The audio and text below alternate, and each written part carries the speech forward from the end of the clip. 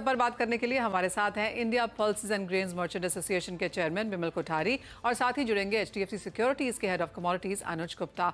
आप दोनों का कार्यक्रम में स्वागत है। दालों के साथ शुरू कर लेते हैं। एंड विमल जी, बहुत शुक्रिया साथ जुड़ने के लिए। हम कुछ 2 दिन पहले यहाँ पर रोहित कुमार सिंह जी से बात कर रहे थे और उन्होंने कहा था कि चेन्नई में काफ़ी स्पेकुलेशन की यहाँ पर खबरें मिली हैं। सबसे पहले उसी पर आपसे जानना चाहेंगे। ऑफकोर्स हमने म्यांमार में वो बात होते हुए देखी, मोजाम्बिक का इशू यहाँ पर आता जाता रहता है। एज ऑफ नाउ माना जा रहा है कि कुछ सॉर्ट हुआ है। और तीसरी जगह जो अब चेन्नई में होर्डिंग की बात आ रही है, आप इसे कैसे देखते हैं? धन्यवाद Manisha ji, thank you for inviting. देखिए, ये रिपोर्ट हमें भी कुछ दिनों से आ रही है कि कुछ लोग वहाँ पे ये स्पेकुलेशन कर रहे हैं, होर्डिंग कर रहे हैं। तो इसमें जो सरकार ने कदम उठाए हैं, हम सरकार के साथ में हैं। हमारी एसोसिएशन कोई भी तरह की स्पेकुलेटिव एक्टिविटीज को हम एनकरेज नहीं करते हैं। और जो सरकार इस पे कदम उठा रही है वो एक अच्छी बात है, क्योंकि हम जानते हैं कि तुअर में बहुत इस बार हमारे उत्पादन में कमी है और कुछ लोग उसका नाजायज फायदा उठाने की कोशिश कर रहे हैं। तो इस पे जो अंकुश जो लगाने की जरूरत थी, वो सरकार ने उस पे कदम लिया, उठाया है। अच्छी बात है। इस तरह के हादसे, देखिए, ट्रेड में कुछ लोग ऐसे होते हैं जो अनड्यू एडवांटेज उठाने की कोशिश करते हैं और उन पे अंकुश लगाने की जरूरत है। सरकार ने इस पे कदम उठाया है, हम इसका स्वागत करते हैं। साथ ही सरकार की तरफ से जो एग्री वर्ल्ड के ऊपर जो खबरें यहाँ पर बाजार में आती हुई नजर आई हैं, उससे आप कैसे देखते हैं? क्योंकि काफी सारा जैसे कि बात होती है विमल जी, सेबी रजिस्टर्ड यहाँ पर कम ही पार्टिसिपेंट्स हैं। ट्रेड यहाँ पर ज्यादातर बात करता है कि किस तरह की फसल है, कितनी आवक है, किस तरह के प्राइसेस रह सकते हैं आगे जाकर। तो ये जो अब एक इंसान के ऊपर या एक एसोसिएशन या एक कंपनी के ऊपर अभी तो यहाँ पर बात आई है, लेकिन जिस तरह से इंडस्ट्री कमोडिटीज को स्पेशली भारतीय बाजारों में ट्रीट करती है, अब आगे यहाँ पर किस तरह का रुझान रह सकता है? देखिए, मुझे जिस कंपनी के बारे में अभी आपने कहा, मुझे भी उसके बारे में जानकारी मिली कि उन्होंने कुछ स्पेकुलेटिव प्राइसेस दिए हैं। तो ये सही चीज नहीं है कि अभी आप क्योंकि देखिए, हमारे ट्रेड में वायदा खुलावा नहीं है कि आप वायदा जो है कि लीगली अलाउड एक्टिविटी नहीं है। अब आप जून जुलाई के प्राइसेस देने लग जाएं, उससे एक जो स्पेकुलेटिव जो एक्टिविटी है वो शुरू हो जाती है। उसमें जो इंटरनेशनल मार्केट में भी जो प्लेयर्स हैं, जो सप्लायर, वो भी ये देखते हैं कि हिंदुस्तान में आगे जून में जुलाई में क्या पोजीशन है, वो उसी हिसाब से वो प्राइस को फिर वो घटाते बढ़ाते रहते हैं। तो मैं समझता हूँ कि ये एक्टिविटी नहीं होनी चाहिए। जो उन्होंने इस तरह की इंफॉर्मेशन दी है वो गलत है। और इस तरह की अगर कोई एक्टिविटी हो भी रही है और जो हमें भी सूचना मिलेगी कुछ लोग ऐसी एक्टिविटी कर रहे हैं, उसको तुरंत रोकना चाहिए। अब मैं आपके माध्यम से पूरे ट्रेड को अपील करूंगा कि इस तरह की एक्टिविटी में वो इंडल्ज न हो, क्योंकि इससे कुछ लोग जो व्यापारी इस तरह का काम करते हैं, उसकी तरह से पूरे ट्रेड को खामियाजा भुगतना पड़ता है। तो मेरा सबसे निवेदन यही है कि आप इस तरह की स्पेकुलेटिव एक्टिविटी बंद करें। टूर का जो स्पॉट मार्केट है, आप स्पॉट के हिसाब से बिजनेस करें और इसमें अननेसेसरी स्पेकुलेशन करने की कोशिश न करें। जी विमल जी, साथ ही साथ जिस तरह का ट्रेड एज ऑफ नाउ है और रोहित कुमार सिंह जी डायरेक्टली हर बार कहते भी रहते हैं कि तुअर को लेकर चिंताएं हैं, म्यांमार से यहाँ पर आ रहा है, मोजाम्बिक के साथ भी यहाँ पर थोड़ी सी सिचुएशन अब यहाँ पर बेटर होती हुई नजर आई है। तो जिस तरह का अवेलेबिलिटी है, जिस तरह की फसल सामने दिख रही है, जिस तरह के इम्पोर्ट्स हैं, किस तरह की अवेलेबिलिटी आप अब आगे जाता हुआ देखते हैं? देखिए मनीषा जी, तुअर की जो कमी है वो तो बनी रहेगी, क्योंकि हमारे यहाँ उत्पादन कमी है। 12 से 15 लाख टन का जो हमारा डिमांड एंड सप्लाई गैप है वो है। ये वास्तविकता हमको फेस करनी होगी। लेकिन सरकार ने कई अच्छे कदम उठाए हैं। उन्होंने येलो पीस का इंपोर्ट शुरू किया है। हमारे यहाँ लगभग अप्रैल तक, जो दिसंबर 8 से इन्होंने शुरू किया और 30 अप्रैल तक जो सीमा है आयात करने की, मैं समझता हूँ 15 लाख टन का इंपोर्ट इंडिया में हो जाएगा, जो जीरो ड्यूटी पे है। और वो दाल काफी सस्ती है, उसके प्राइस 41 रुपीज होलसेल मार्केट में है। इसके अलावा मसूर आप लीजिए, चना, मसूर की अच्छी उपलब्धता बनी हुई है। हमारे यहाँ भी अच्छी क्रॉप है और इंटरनेशनल मार्केट में भी अच्छी उसकी उपलब्धता है। मसूर के जो एमएसपी है वो 64 रुपीज है, जबकि मसूर यहाँ पे 58 और 58-59 रुपीज में बिक रही है। चने की आवक बढ़ रही है। चना एमएसपी के नीचे या एमएसपी के आसपास बिक रहा है, तो चने की आवक भी अभी अच्छी है। होली के बाद हमें अनुमान था कि चने की आवक बढ़ेगी। तो मोर और लेस सभी दालों में उपलब्धता बनी है। दाम प्राइसेस भी लास्ट अगर आप देखें 1-1.5 महीने में तुअर को मिलाकर सभी जो बाजार हैं सारे स्थिर हैं। इसमें मैं लास्ट 1.5 महीने में मैं नहीं समझता हूँ कि कोई भी दालों में वृद्धि हुई है। रादर दालों में जो भाव है कम हुए हैं, कम से कम सभी दालों में 5 से 7 रुपए किलो की गिरावट आई है। तो उपलब्धता भी बनी हुई है, दाम भी रीजनेबल प्राइस, अभी रीजनेबल लेवल पे है, और मुझे नहीं लगता कि अभी कोई इनमें तेजी की आशंका, कोई ऐसा अनुमान है। जहां तक आपका तुअर के बारे में जो आपने बताया, तुअर जरूर हमारे यहाँ इस बार उपलब्धता की कमी रहेगी, लेकिन हमारे यहाँ दूसरी दालें काफी अवेलेबल हैं। तो आपको पूरे पल्सेस के बास्केट को आपको एज ए होल देखना होगा कि हमारे एज ए होल पल्सेस के बास्केट की क्या सिचुएशन है। अगर एक दाल में कमी है तो बाकी दालें हमारे पास अच्छी मात्रा में उपलब्ध है और उनके प्राइस भी रिजनेबल है। तो मैं समझता हूँ इसमें कुछ डिमांड भी शिफ्ट होगी, क्योंकि बहुत महंगी जब कोई दाल हो जाती है तो कंज्यूमर का जो हमने बिहेवियर देखा है, जो ट्रेंड देखा है, वो दूसरी दालों में शिफ्ट हो जाते हैं। तो मैं समझता हूँ इसमें कोई इतनी चिंता की बात नहीं है। और अब म्यांमार से इम्पोर्ट जारी है, और अगस्त से अफ्रीका से भी इंपोर्ट शुरू हो जाएगा। दूसरे देशों के साथ भी बात हो रही है, ब्राजील और अर्जेंटीना ऐसे देशों से भी बात हो रही है कि वो भी वहाँ तुअर का उत्पादन और तुअर और उड़द का उत्पादन करें, ताकि भविष्य में हमें हमारी जो रिक्वायरमेंट है। बिमल जी, ब्राजील और अर्जेंटीना से यहाँ पर माल जरूर आ रहा है, लेकिन जिस तरह के सूत्रों के हिसाब से खबर मिली है उसके हिसाब से ये है कि इंडिया यहाँ पर कोई कॉन्ट्रैक्चुअल ऑब्लिगेशन में नहीं है, जहां तक ब्राजील से खरीदारी की बात है। अभी तक कोई कॉन्ट्रैक्चुअल ऑब्लिगेशन नहीं है। बिल्कुल इस पे बातचीत हो रही है, दोनों सरकारों के बीच बातचीत हो रही है। आईपीजी इसको फैसिलिटेट भी कर रहे हैं, हम भी सरकार से अनुरोध कर रहे हैं कि देखिए, मैं इसमें एक मुद्दे की बात कह रहा हूँ कि देखिए, हमारे यहाँ इस साल जो सरकार के आंकड़ों के अनुसार 330 लाख टन दालों की रिक्वायरमेंट है। मनीषा जी, ये जो रिक्वायरमेंट है नेक्स्ट 6 साल में, मतलब 2030 तक लगभग 400 लाख टन की हो जाएगी। और हमारे यहाँ दालों का जो उत्पादन होता है सिर्फ रेनफेड एरिया में होता है, इरिगेटेड एरिया में नहीं होता है। एक खराब मानसून, एक एल नीनो का इफेक्ट हमारी पूरी जो सप्लाई की जो डायनेमिक्स है उसको बदल देता है।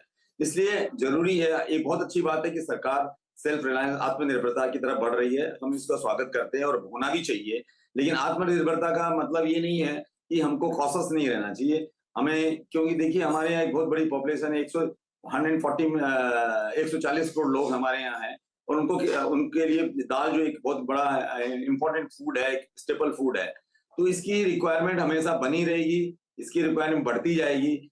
और ऐसा कभी कोई भी ऐसी स्थिति न बनेगी जब हमें इंटरनेशनल मार्केट में जाके दालों को खरीदना पड़े। तो उस समय अगर हम कोई इस तरह का एक एमओयू या हमारी एक अंडरस्टैंडिंग नहीं होगी, तो अचानक अगर हमारे यहाँ 10% की दालों की कमी होती है, तो इसका मतलब 40 लाख टन दाल चाहिए।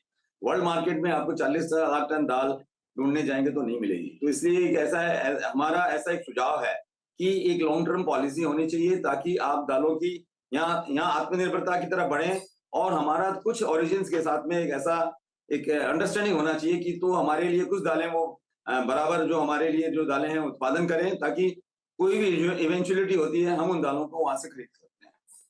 एब्सोल्युटली।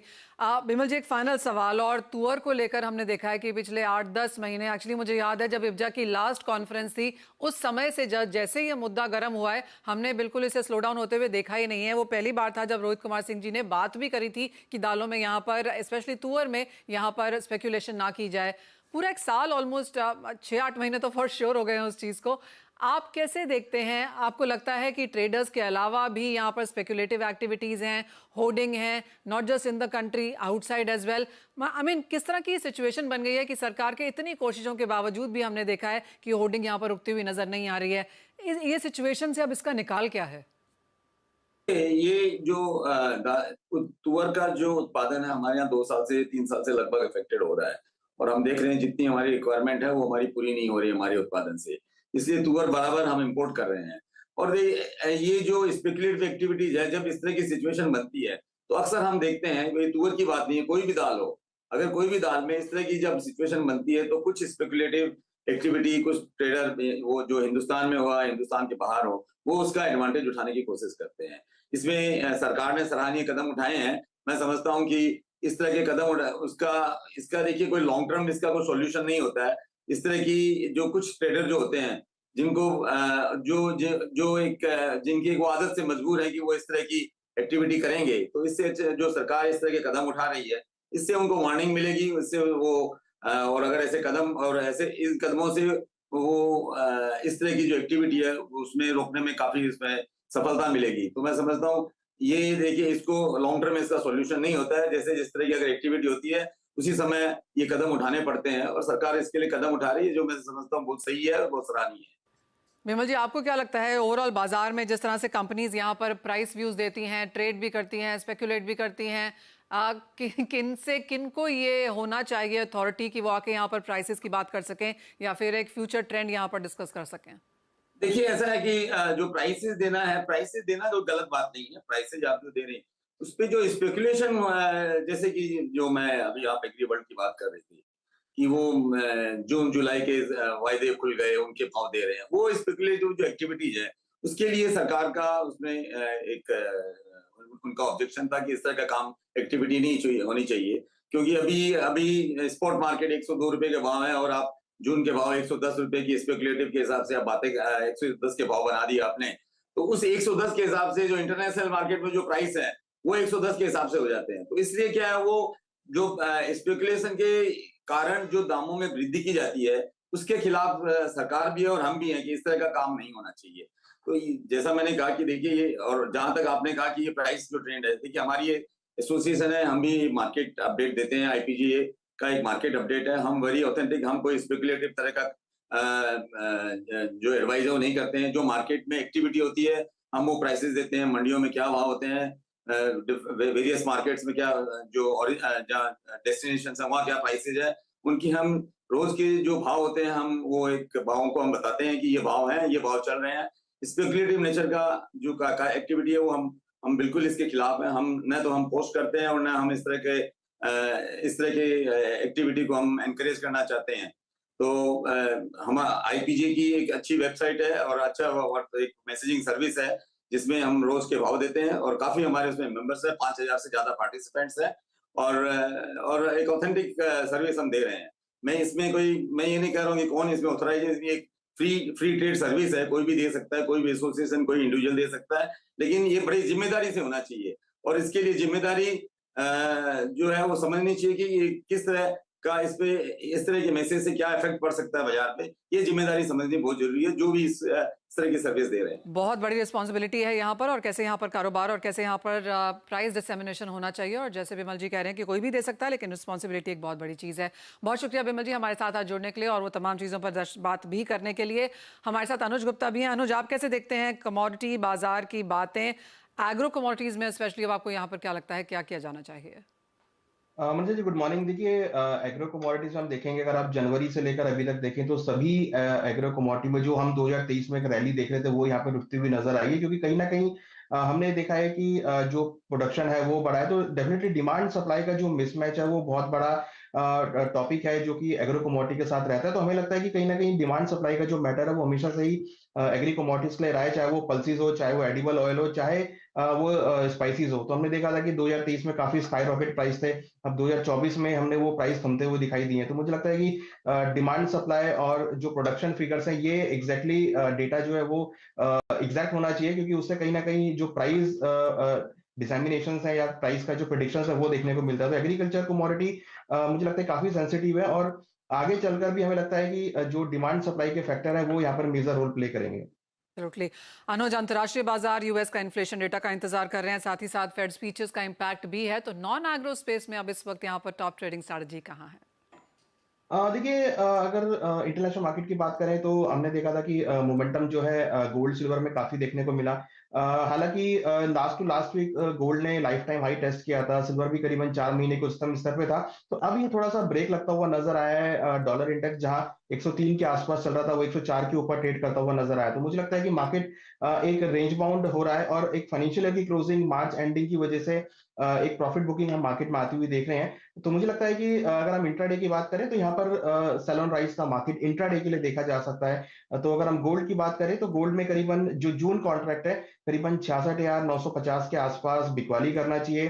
67,100 का स्टॉप लॉस है, टारगेट नीचे करीबन 66,400 66,300 तक देखा जा सकता है। वहीं सिल्वर के अंदर भी सैलून राइज का मार्केट देखने को मिल सकता है, तो करीबन 74,700 के आसपास बिकवाली करें, 75,100 का स्टॉप लॉस है, टारगेट नीचे करीबन 74,200 तक देखा जा सकता है। तो बुलियन से मुझे लगता है कि कहीं ना कहीं थोड़ा ब्रेक लगता हुआ दिख रहा है। डॉलर इंडेक्स में जो स्पीड आई है उसकी वजह से हो सकता है कि एक इंट्राडे के लिए आपको सैलून राइज का मार्केट गोल्ड सिल्वर में देखा जा सकता है। ओके, तो बिकवाली करनी है राइस पे यहाँ पर, और काफ़ी हद तक तेज़ी यहाँ पर हम प्राइसेस में ऑलरेडी आता हुआ देख चुके हैं। अनुज, बहुत शुक्रिया जुड़ने के लिए। बता दें कि मनी कंट्रोल पर दिए गए विचार एक्सपर्ट्स के अपने निजी विचार होते हैं। वेबसाइट या मैनेजमेंट इसके लिए उत्तरदायी नहीं है। यूजर्स को मनी कंट्रोल की सलाह है कि कोई भी निवेश निर्णय लेने से पहले सर्टिफाइड एक्सपर्ट की सलाह लें।